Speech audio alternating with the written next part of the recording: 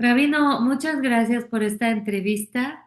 El rabino Barilka, además de ser rabino, es un creador.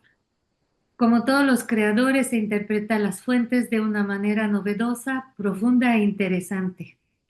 En esta ocasión vamos a hablar de su libro Iluminando Hanukkah, Crónicas y Leyendas, que sale a tiempo para una de las festividades más importantes del año.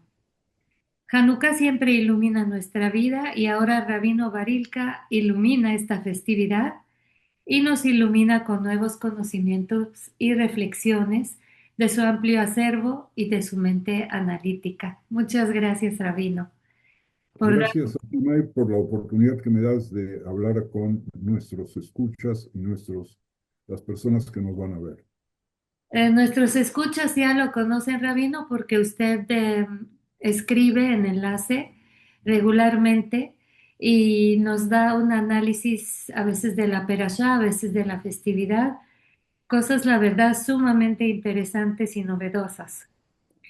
Iniciemos, Rabino, con esta pregunta.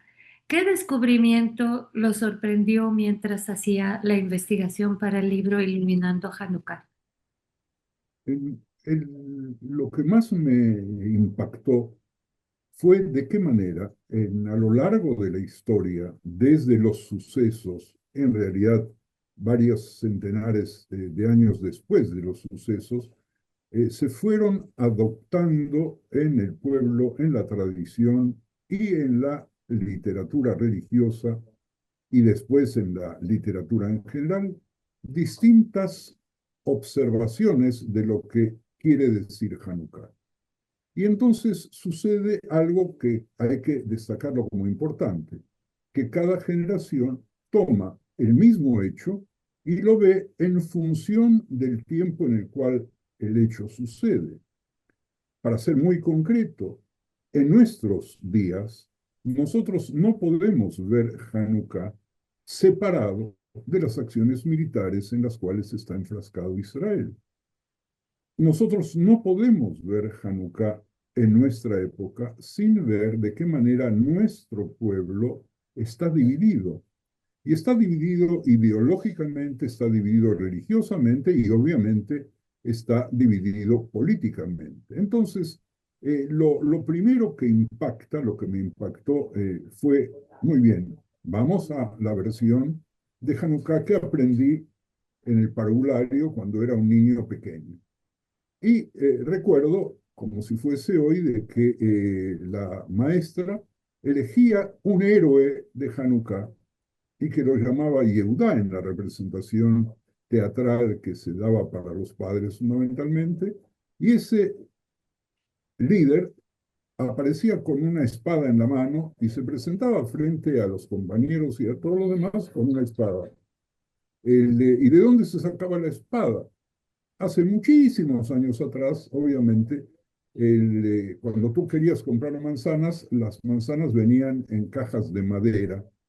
Entonces, ¿qué hacían? Agarraban un tablón de esas cajas de madera, le sacaban punta frotándolo contra la pared y ahí aparecía el ídolo. Es decir, de que el acento se colocaba en el hecho militar. Pero las canciones hacían referencia no al hecho militar, sino al milagro del aceite. Y de pronto yo me preguntaba muchas veces qué importancia tuvo un milagro del aceite. ¿Qué quiere decir el milagro del aceite? Que de pronto tú tienes un líquido que teóricamente debe estar encendido durante unas pocas horas y dura muchísimo más. Y la pregunta es, ¿ese es un milagro? ¿Es algo contra la normalidad? ¿Es algo que Dios nos dio como algo que tenemos que recordar siempre? ¿La acción militar es el milagro que tenemos que festejar? Pareciese ser que ni lo uno ni lo otro son tan simples, porque la luz de la velita tiene un significado mucho mayor que el del aceite. Permite iluminar la oscuridad, permite darnos a conocer y al mismo tiempo a reconocer por algo muy específico, que vamos siempre tratando de salir de la oscuridad y yéndonos a la luz. Y fíjate qué casualidad o no, que Hanukkah caiga en el momento en el cual en el hemisferio norte los días son muy pequeños. Y de pronto hay un relato midrásico muy bonito que voy a relatarles, y es que Adán, que nació un viernes, el primer hombre nace un viernes, nace adulto, nace inteligente, porque no nace del parto de su madre, sino por una creación. Y él tiene inteligencia, y hay sol. Y de pronto ve, muy pocas horas después de su nacimiento, que el sol se está achicando, se está alejando, y se va la luz, y queda en la oscuridad más absoluta, y entra en un estado de temor y de depresión muy grande. Tiene miedo que llegó el momento de su muerte, recién nació y ya se va a morir. Y está ahí esperando el momento de su muerte cuando asoma el sol y empieza asomando con una lucecita pequeña, y luego otra vez tenemos la vida, y de ahí es que bendice. Por un lado bendice al Shabbat, que es el día en el cual ya se encuentra, y por otro lado bendice la posibilidad de que de la oscuridad más absoluta tengamos luz. Ese es un mensaje muy fuerte. Es decir, nosotros a través del encendido de las velitas, recordando el hecho del aceite purificado, que es fundamental para poder seguir con nuestro ritual, en realidad estamos haciendo un canto a la vida y estamos tratando de poner luz en la oscuridad, por un lado. Por otro lado, nosotros como pueblo nunca amamos las acciones militares.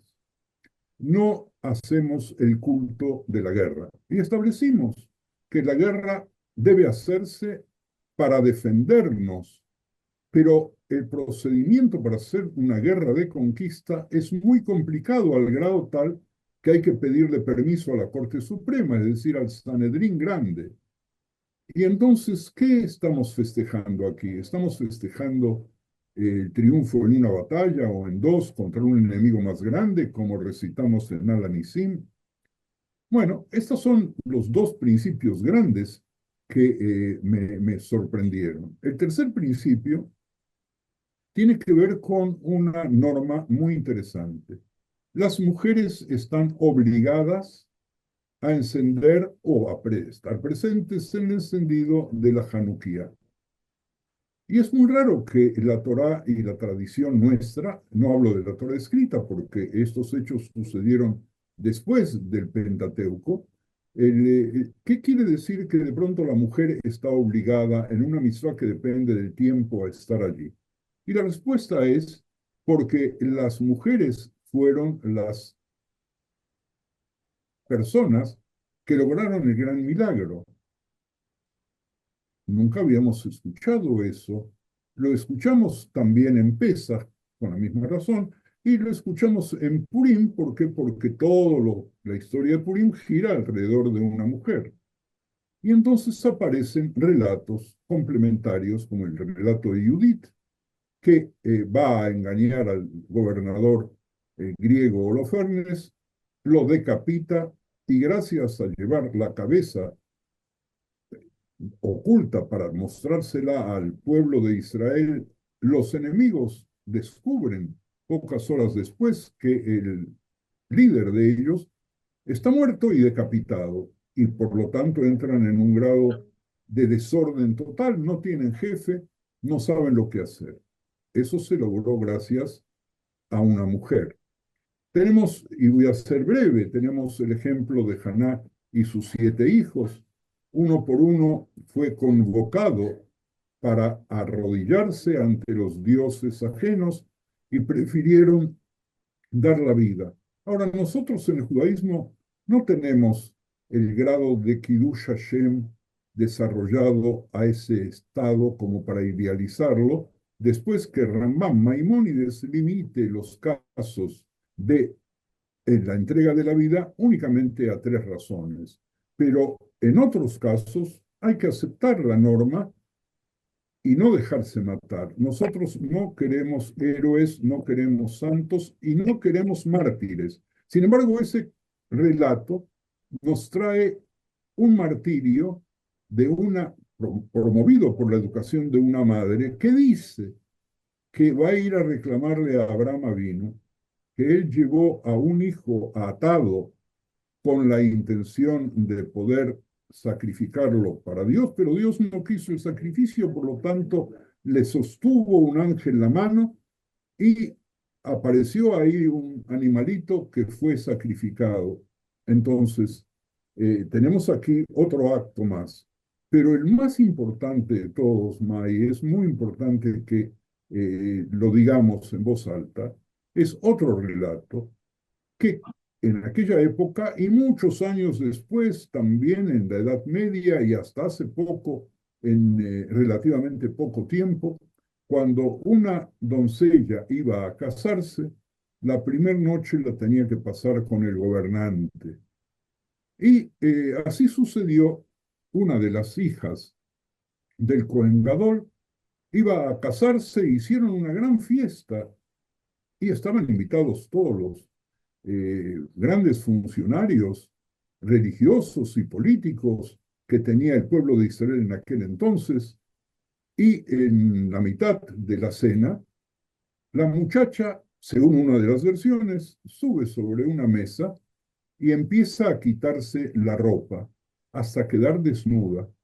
Sus hermanos, los macabeos, se enfadan con ella, se enojan, se ofenden y la acosan y le dicen, ¿qué estás haciendo? Nos estás poniendo a todos en vergüenza. Y la muchachita les dice, no, yo no les estoy poniendo en vergüenza, yo quiero recordarles que ustedes están festejando algo y dentro de algunas muy pocas horas me van a conducir al, a la tienda del líder de los enemigos para que me posea. Y yo quiero que ustedes sepan que ese es un acto vergonzoso. Y de pronto se produce un silencio total y los hermanos se dan cuenta qué es lo que sucede. Y entonces también, como en el cuento anterior de Judith, entra esta muchacha, trata de dar de beber a quien iba a ser su ofensor, hasta que se desploma cansado y borracho, y de pronto ella también lo mata, defendiendo de esa manera su honor, pero el honor de todos nosotros. ¿Y qué pasa con ese honor? Mira, una de las cosas que sucedió en la guerra, el primer día de la guerra, el 7 de octubre, fue que las hordas de los miembros del Hamas tenían la orden de violar a las mujeres jóvenes, doncellas y ancianas, embarazadas o no, y también a los hombres, porque lo que ellos querían era demostrar lo poco que a sus ojos somos y de qué manera nos iban a quitar el valor de seres humanos, nos deshumanizaron, y eso lo hicieron hoy. Por eso digo que Hanukkah hoy tiene que verse también desde otro lugar. Cuando se produce este hecho, los hermanos macabeos entienden que hay que salir a defender el honor, no el honor de la hermana, el honor de todas las mujeres y es el honor de todo el pueblo. Entonces tienes aquí en estos pocos minutos algunas cosas que son sorpresivas, porque ¿qué tenemos que festejar y cómo lo tenemos que festejar? El hecho de Haná en las comunidades de Túnez se festeja como el Día de la Mujer, al grado tal de que después en Rosh Hodesh Tevet, y ahí empieza una costumbre que se extendió en algunas otras comunidades, de ser el Día de la Mujer. En Rosh Hodesh las mujeres están liberadas de trabajo. También en Hanukkah están liberadas los hombres y las mujeres, subrayo las mujeres porque es de noche, hasta que las velas se apaguen. ¿Por qué? Porque queremos recordar ese valor maravilloso que forma parte de la fiesta de Hanukkah. Qué interesante todo eso, un poco una versión feminista de Hanukkah, ¿no? Una versión que le da su lugar a las mujeres, al honor de las mujeres, al valor de las mujeres, ¿no? Lo que sucede es que se enseña poco este incidente por un falso concepto del pudor pedagógico, porque desde hace muchos años las personas, los maestros, se saltean los capítulos bíblicos que tienen que ver con la sexualidad. Cosa que es absurdo porque la Torá nos describe hechos incluso violentos sexuales y no hace censura, porque hubiera sido muy fácil a Moshe Rabbeinu quitar esas partes de la Torá, pero nos relata la violación que leímos hace apenas eh, una semana atrás en la Torá de la hermana de los hijos de Jacob, es decir, de la hija de Jacob. ¿Y qué pasa? Nosotros vamos a saltear eso porque no sea que el pudor de los niños y las niñas se vea afectado. No, se ve afectada la formación y la educación cuando nosotros hacemos censura a las palabras que surgen en nuestros libros sagrados. Si Dios hubiera querido que no sepamos esa historia, no la hubiera permitido colocar. Entonces, nosotros tenemos que saber cuál es el lugar de la mujer, no solamente en esto, sino en otros lugares que de pronto son cubiertos también por el machismo de quienes ejercen la enseñanza teológica, que ellos mismos no tienen la madurez para, no todos obviamente, pero muchos de ellos no tienen la madurez para poder hablar de temas que si se ven con santidad tienen un significado educativo muy importante que nos distingue casualmente de otras culturas. Pues se dice que la historia no se repite, pero sí rima, ¿verdad, Rabino? ¿Cómo la historia de Hanukkah nos puede ayudar a comprender las circunstancias presentes de la historia del pueblo judío y de Israel? Mira, esto sucede, el mensaje de Hanukkah, también hoy como durante muchos siglos, sin expresarse abiertamente, sirvió para festejar algo, que es nuestra lucha contra la renuncia a nuestros valores morales, valores éticos, valores religiosos. ¿Qué querían nuestros enemigos, aquellos que querían helenizarnos hacia una cultura de la belleza aparentemente superior? Que renunciemos a un solo Dios. Ellos tenían muchos, tenían panteones, Zeus y otros dioses que estaban allí. Eso era lo que querían. Ellos querían que nosotros nos igualemos a los demás prohibiendo la circuncisión para que en los gimnasios, cuando las personas, los hombres iban desnudos a hacer gimnasia, tuviesen todos el mismo cuerpo. Querían que nosotros trabajemos Shabbat porque ellos tenían otros días de descanso. Y nosotros, pese a todo ello, salimos victoriosos por muchas razones, también por las militares, también por el milagro del aceite. Salimos victoriosos porque fíjate, desde aquel entonces, anterior a la era común hasta hoy, estamos aquí, no nos hemos olvidado que Israel es nuestra tierra, que Israel es nuestra patria. No nos hemos olvidado que nosotros tenemos valores. El valor más importante es el valor de la vida, que hace que incluso todas las mitzvot se subordinen al valor de la vida.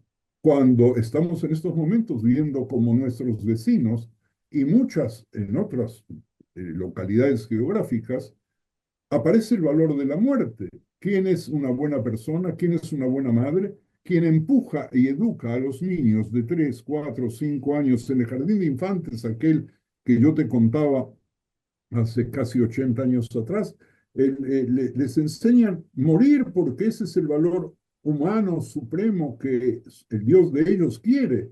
¿Y nuestro Dios qué es lo que quiere? Nuestro Dios quiere la vida, quiere la vida. ¿Qué es lo que nosotros tenemos que hacer Hanukkah hoy? ¿Qué es lo que tenemos que educar? Primero, el valor de la vida. Segundo, que nosotros tenemos una fidelidad a principios absolutos, empezando que Dios es uno, no hay una multiplicidad de dioses. Y esto tenemos que recordarlo permanentemente. Tenemos que recordarlo que tenemos un libro de texto que es la Torah que nos indica qué es lo que tenemos que hacer. Y estos principios nos permiten vivir con otras naciones, estar en otras culturas, aprender de ellas y enseñarles a ellos desde Sion, la Torá, lo que nosotros tanto, tanto tenemos para enseñar, sin renunciar a la esencia. Porque nosotros no fuimos educados para estar aislados. Aquellos que dentro del judaísmo, los judíos que se aíslan y que se encierran y que no toman los libros y que no van a la universidad, están fuera del principio de la Hanukkah, de nuestra Hanukkah, que al sacar nuestra luz y hacerla pública, porque así tenemos que colocar la Hanukkah, es decirles a los que nos están mirando, no les tememos porque estamos convencidos que lo nuestro es lo justo. Por lo tanto, salimos con la frente alta, con orgullo. Esos son los principios que creo yo que nosotros tenemos que enseñar hoy. Y desde el punto de vista militar, como usted mismo lo dijo, nosotros los judíos, bueno, somos los de la espada, ¿no? Los que defendemos nuestros principios. Y en este momento, pues hay un problema en Israel acerca de los Haredim que no quieren salir a luchar, a pesar Y de que no quieren ir al ejército, a pesar de que en la Biblia es otro tipo de judío el que aparece, ¿no? es evidente, querida May, que todos aquellos que encuentran pretextos para no salir a defender a sus familias y al pueblo de Israel, no están respetando la Torá. Y no importa de qué color sean sus ropas ni qué tipo de cobertura de cabeza usan. Hay acá un problema muy profundo. Nosotros no vamos a tener tiempo para verlo hoy, pero dado que lo sacaste, tenemos que expresarlo también en voz muy alta. Muchos jóvenes con peot que estudiaron en yeshivot y que hicieron el servicio militar cayeron en porcentajes mayores que el porcentaje de la población de Israel. Y resulta que otros jóvenes que viven por ahí muy cerca, que nacieron en el mismo año, mientras estos están luchando y dando la vida, están fumando un cigarrillo en los largos recreos de estudios en yeshivot, que ni los ven entrar ni los ven salir, porque ni vienen ni salen, porque tampoco estudian. Es muy importante que nosotros tengamos una reserva de gente estudiosa. Es muy importante que los estudiosos de matemática, física, química, instrumentos musicales, los mejores de los mejores, igual que los mejores deportistas, y así lo establece el ejército, estén cuidando sus profesiones y sus estudios para arriba. Es muy importante que los Talmidei Jajamim verdaderos, los sabios de la Torá, haya un reservorio, pero no es un reservorio para todos aquellos que se visten de una manera. No porque tú vas a colocarte una bata, vas a ser médico, sino simple y exclusivamente guardando las mentes, porque las mentes son un tesoro que nosotros tenemos. Entonces no nos engañemos. Declarar que todo aquel que toca guitarra no debe ir al ejército haría que todos nosotros, el que exprese esa frase, dirían, ese está loco. Declarar que cualquier persona que tomó alguna vez una Gemara y estudió en ella, así sea un año, todos los días, y por lo tanto queda libre de las obligaciones y que luego, peor todavía, están salvados de trabajar porque no tienen ni siquiera la formación mínima académica, no hablan el idioma inglés, no saben matemáticas, no saben sumar a veces ni restar. Entonces, no solamente quedan fuera del ejército, quedan fuera de la sociedad, quedan fuera de la economía, quedan fuera de la posibilidad de hacer familias, porque además la ignorancia es hereditaria.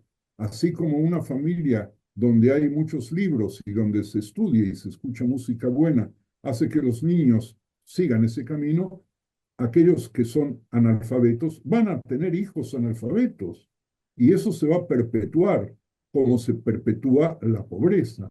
Eso no lo podemos permitir y no lo podemos permitir en tiempos de paz. Y en estos momentos de guerra, donde hacen falta tantas manos, cuando hay gente que ha hecho 400 y 500 días de reserva, dejaron a sus mujeres, dejaron a sus hijos, dejaron a sus empresas y fueron a luchar. No lo podemos permitir. Cuando todos nos reunamos para Hanukkah, no quisiera verlos a ellos encender la Hanukkah, porque no sé qué van a pedir o qué van a recordar y qué van a rescatar de Hanukkah, pero no van a rescatar los verdaderos valores de Hanukkah. ¿Cuáles son los verdaderos valores de Hanukkah? Estos que habíamos enumerado hace un instante. Primero, la unidad de Dios. Segundo, los valores nuestros limpios y puros sin contaminarse con la moda maravillosa de laissez-faire y laissez-passer, es decir, de que cada uno pueda hacer con libertad lo que quiera. No, nosotros tenemos códigos que tenemos que cumplir. Nosotros tenemos un idioma que tenemos que conocer porque a través del idioma transmitimos nuestro conocimiento. Nosotros tenemos que educar a nuestros niños desde pequeños a que sepan que cuando van a agarrar un devocionario, es decir, un sidur, puedan leerlo y entenderlo. Nosotros tenemos, por encima de todas las cosas, que estar muy claros y consecuentes con nosotros mismos y elevarnos espiritualmente, porque ese es nuestro secreto. Amar la vida, amar el derecho, amar la honestidad, tener elementos culturales, estimular el conocimiento y la cultura, el conocimiento de la Torá de Beal Pé, de oral y de escrita, y de todas las ciencias, porque eso es parte del mundo que nosotros queremos para nosotros. Hablando de idioma, ¿qué importancia tiene el uso de un lenguaje contemporáneo para acercar estas ideas antiguas al lector actual sin perder la tradición? Mira, acá hay una necesidad que la podemos ver mirando en todas las generaciones. Todas las generaciones que nos antecedieron en la Golá, particularmente porque el tema de la Golá es el que plantea el tema también del idioma, ¿verdad? Los niños que nacen en Israel, judíos y no judíos, hablan hebreo, mientras que los niños judíos que nacen en México, para poder balbucear hebreo, necesitan estar por lo menos 8 o 10 años en la escuela, porque no quedan horas suficientes de estudio de hebreo. Yo fui director de una escuela en México y mi primera decisión, apenas tomé la dirección, fue organizar que al año siguiente se aumenten las horas de estudio. La primaria en mi época, en el colegio Yavne, en el año 1977, yo entré en el 76, tenía 20 horas de estudios judaicos por semana, es decir, 4 horas diarias. Yo no sé ni quiero preguntar cuántas horas hay hoy en las escuelas judías, religiosas o no religiosas de México. Y en la secundaria y en la preparatoria teníamos 15 horas. Hoy hay algunas preparatorias que tienen 3 o 4 o 5 horas semanales, pero cuando tú tienes 20 en primer año y 20 en el segundo, se van sumando y acumulando, por lo tanto el conocimiento es diferente. Yo creo que llegó el momento de plantearse con toda claridad de que si uno no tiene la identidad del idioma, tiene mutilada su identidad. Qué interesante. Rabino, Hanukkah es una fiesta con componentes históricos y religiosos. ¿Cuál de estos aspectos considera más desafiantes de reinterpretar para una audiencia moderna y por qué? Por lo mismo que venimos hablando en estos minutos, nosotros tenemos que encontrar la respuesta que Hanukkah nos da, por eso llamé al libro Iluminando Hanukkah. Nosotros tenemos que iluminar Hanukkah de nuevo porque en todas las generaciones, mientras las velitas de Hanukkah nos iluminaban a nosotros e iluminaban al otro, nosotros hacíamos un proceso de Hanukkah que iba contestando las necesidades de cada generación. Y cada generación tiene otras necesidades. Nosotros hoy día, particularmente los judíos que viven en la Golá, recibieron en estos 2 últimos años una bofetada en el rostro con el resurgimiento del antisemitismo que se había mantenido larvado. Y Pirkei Avot ya nos dice que tenemos que saber qué contestarle a un epicúreo, tenemos que saber qué contestarle a un antisemita. Si nosotros no tenemos el idioma, si nosotros no conocemos nuestra filosofía, si no estudiamos Talmud, si no conocemos las escrituras, no tenemos respuesta al antisemitismo, que usa la mentira como base de acusarnos de todo lo que sucede en el mundo. Apenas ayer una lideresa venezolana burlándose del hecho de que la ganadora del premio Nobel de su país no pudo asistir.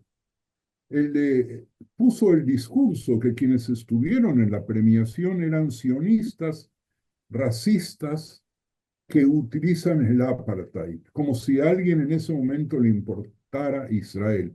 Y hace una mezcla de lo que sucede en su país, sojuzgado por una dictadura sangrienta, con algo que no tiene nada que ver con el hecho del premio Nobel a una lideresa política de la oposición.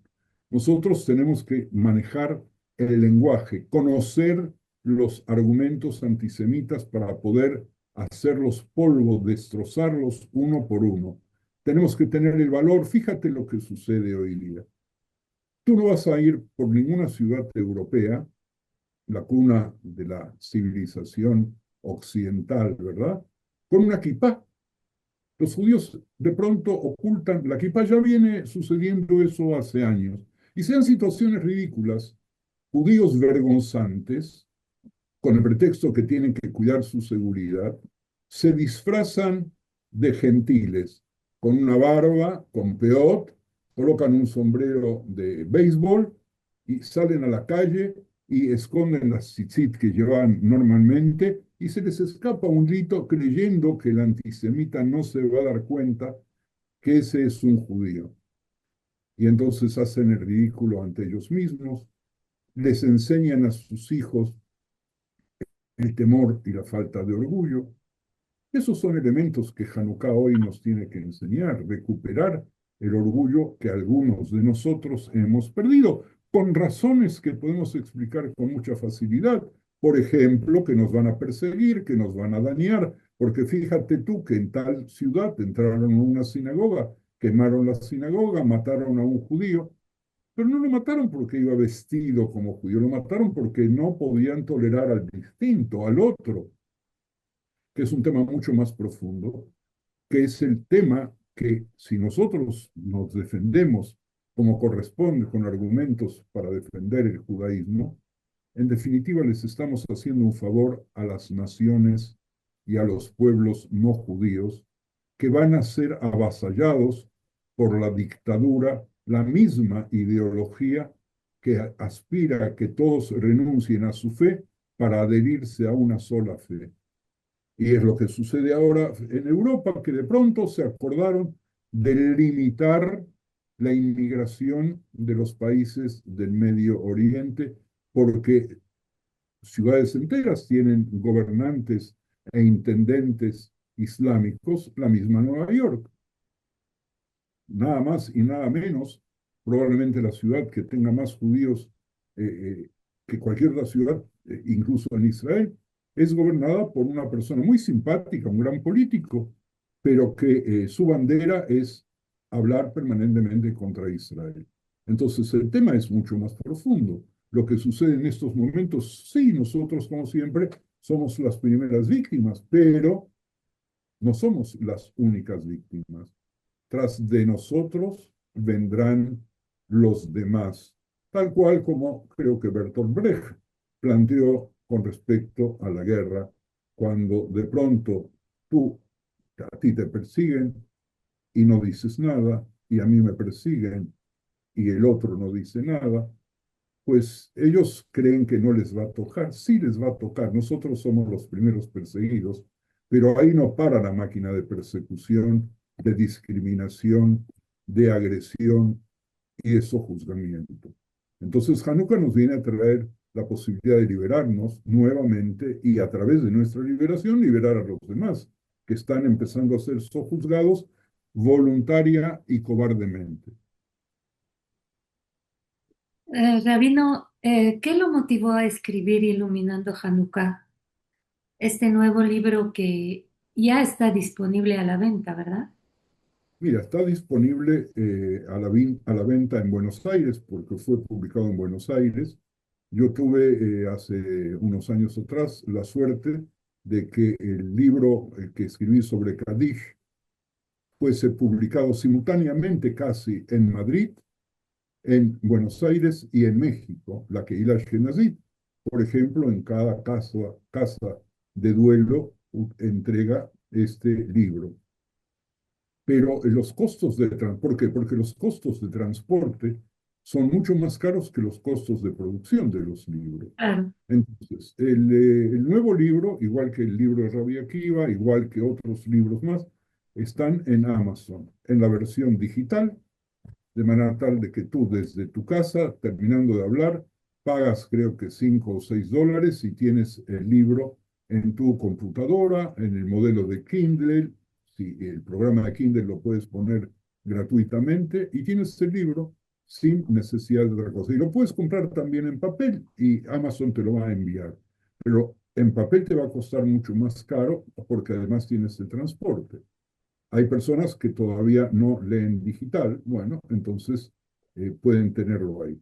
Y nosotros, el libro salió de imprenta, todavía tiene la tinta, la tinta está mojada. Este Fresca. libro no lo compré en Amazon. ¿Por qué? Porque los libros que salieron en Buenos Aires no me los mandaron todavía.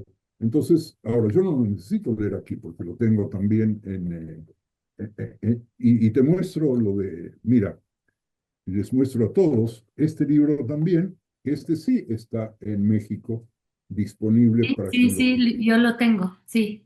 Y esta es la edición española del libro de Cádiz, mientras que la edición argentina de Cádiz salió con tapas duras y muchas páginas. Así que, ¿qué fue lo que me empujó a escribir sobre Hanukkah, viendo tanta literatura y tan hermosa? Fue casualmente mi propia necesidad de decirle a mis hermanos, a quienes fueron mis alumnos, a quienes son mis compañeros y a quienes son mis maestros, incluso mucho más jóvenes que yo, que hay que ver a Hanukkah en forma multifacética. Y no solamente a Hanukkah, sino hay que ver la Torah en forma plural, viéndola desde adentro, porque nosotros tenemos la libertad de estar libres de todo dogma. Esta es una variación importante en las religiones. Nosotros no tenemos dogma. Si se quiere Incluso un la interprete, obligación, ¿no, Rabino? perdón, La obligación de interpretar y de reinterpretar los libremente, sagrados. libremente. Una vez que la halajá se dictó, y se dicta siempre por mayoría o por fallo de algún sabio, hasta ese momento todo es libre y podemos dar vuelta cada palabra.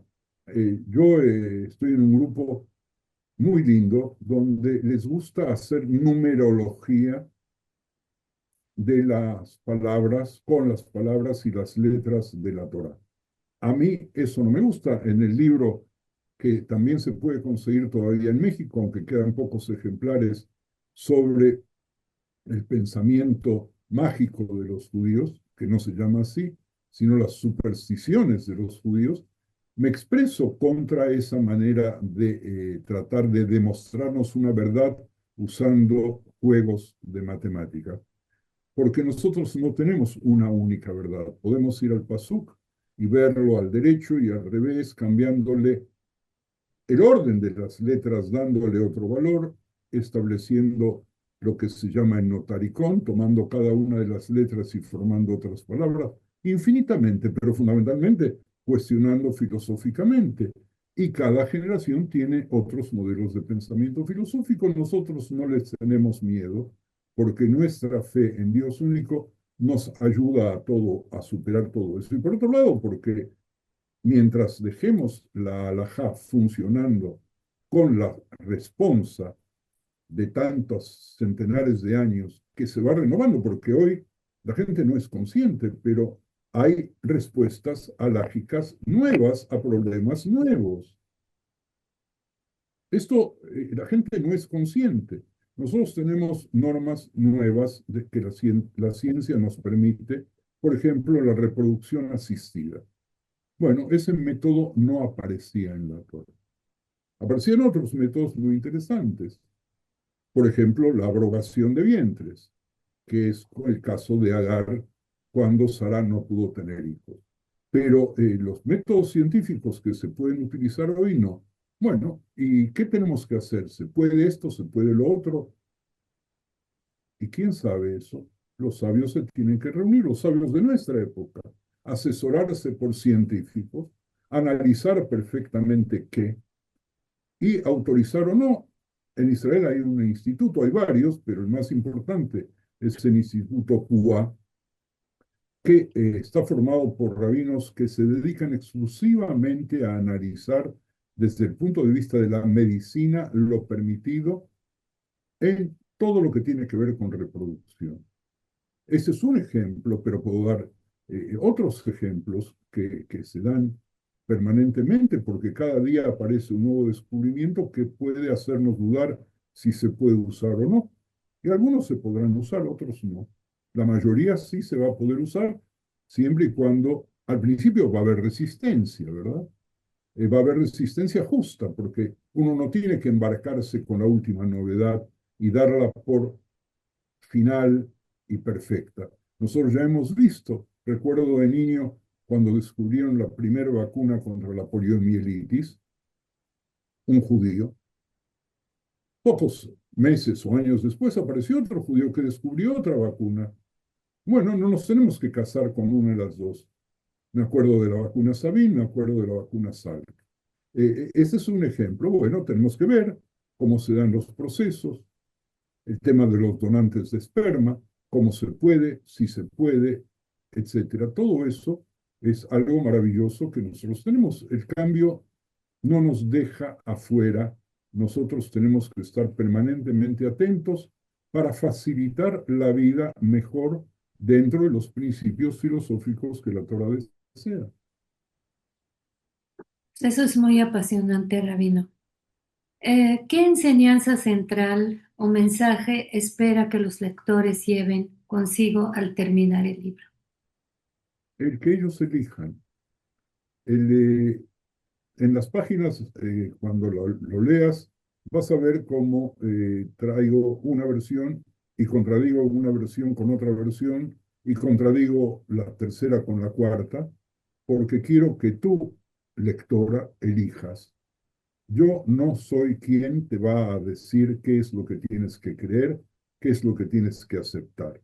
Eso es tu propia inteligencia, tu propio conocimiento, tu voluntad de estudiar y de buscar la verdad, la que te va a permitir elegir tu verdad, que a lo mejor no va a ser exactamente la misma que la mía, pero con la tuya y con la mía podremos dialogar y encontrar un camino que nos sirva a ambos y como nos va a servir a los dos, va a servir a todas aquellas personas que nos ven, que nos escuchan y que buscan de buena fe entender las escrituras. Muchísimas gracias, Rabino. La verdad, siempre nos ilumina con con su conocimiento y con su forma de ver las escrituras y con su forma de hacernos pensar las escrituras. Como dice ahora, no hay solamente una versión, la mía, sino que hay varias. Y gracias por creer en la inteligencia del lector para que el lector vaya pensando, vaya reflexionando, que finalmente es algo que nos hace falta hoy en día, donde hay blanco y negro y la gente se casa con una ideología, pero usted siempre nos hace ver esta área gris donde realmente se necesitan Lo que neuronas. yo trato de hacer ver es el multicolor, no lo gris. El multicolor también. El gris es el pacto, es la renuncia al blanco y la renuncia al negro y es mezclarlo entre los dos. No, no, la posibilidad de un arco iris infinito, que en definitiva es el secreto de la luz. El secreto de la luz y el secreto de la alianza. Así que muchísimas gracias. Vamos a invitar a todos nuestros lectores a que pidan este libro, a que lo lean y a que reflexionen, porque finalmente eso es lo importante del judaísmo, ¿no? Feliz Hanukkah para ti y tu familia y para todos nuestros amigos allí en mi querida México.